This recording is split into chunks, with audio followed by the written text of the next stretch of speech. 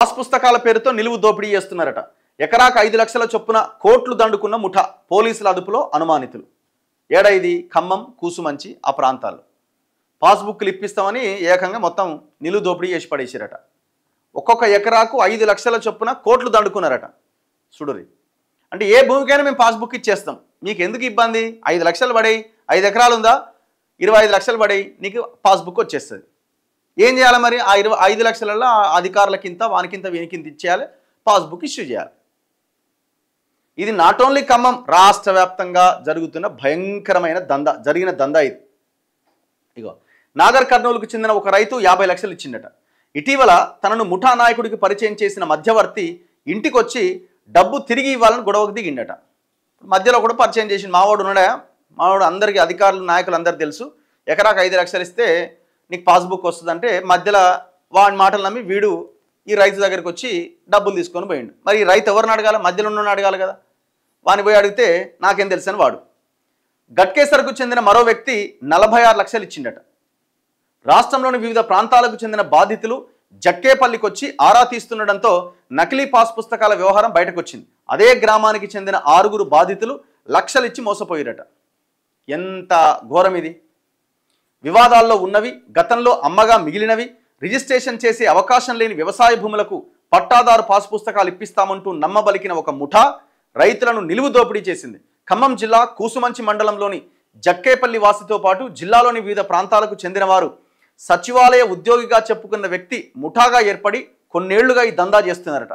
మొదట కొన్ని డబ్బులు వసూలు చేసి కలర్ ప్రింటర్తో ముద్రించిన నకిలీ పాస్ పుస్తకం అంటగట్టేవారట. ఈ అమ్మాయి ఏం కథరనా ఆయన. ఆ రైతు ఏం చేస్తాడు? ఆ పాస్బుక్ వచ్చిందని ఇట్లా పెట్టుకుంటాడు. కానీ ఆ పాస్బుక్ ఏంది? ఒరిజినల్ కాదు, డూప్లికేట్ పాస్బుక్.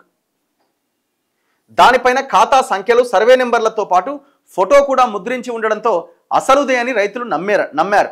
ఇలా ఎకరాకు 5 లక్షల చొప్పున 3-4 ఏళ్లుగా కోట్లు వసూలు చేసిరట. ఎంత ఘోరం! CCLA విభాగంలో పనిచేస్తున్న వ్యక్తి తనకు తెలుసంటూ 13,50,000 ఒప్పందం కుదుర్చుకున్నాడట. 2 విడతల్లో 5 లక్షలు తీసుకున్నట. ఇలా చాలా మంది నుంచి డబ్బులు వసూలు చేశారు. వారు ఇచ్చిన పాస్ పుస్తకాలు నిజమైనవే అని నమ్మిన రైతులు ఇటీవల భూభారతి వెబ్సైట్లో వివరాలు వెతకడం ప్రారంభించారు. ఆన్లైన్లో కనిపించకపోవడంతో మోసపోయినట్టు తెలుసుకున్నారట. పొంగులేటి దగ్గరికి పోయిరట. మరి పొంగులేటి ఏం చేస్తాడు? నాకే రాసి ఇచ్చిరంటాడా? మరి ఆయన ఏమంటాడు? సమస్యను ఏమైనా తీరుస్తాడా? బంగారం రేటు భగ్గు అంటున్నది. అంతర్జాతీయ అనిశ్చితుల నేపథ్యంలో అంతర్జాతీయ అంటే ఇంటర్నేషనల్ మార్కెట్లో ఔన్స్ బంగారం, ఔన్స్ అంటే ఎంత? 31 గ్రాముల బంగారము, అంటే 3 తులాలకు పైన బంగారం ధర ఎన్నడూ లేనంతగా $3,743 చేరుకున్నదట. మరింత పెరిగింది.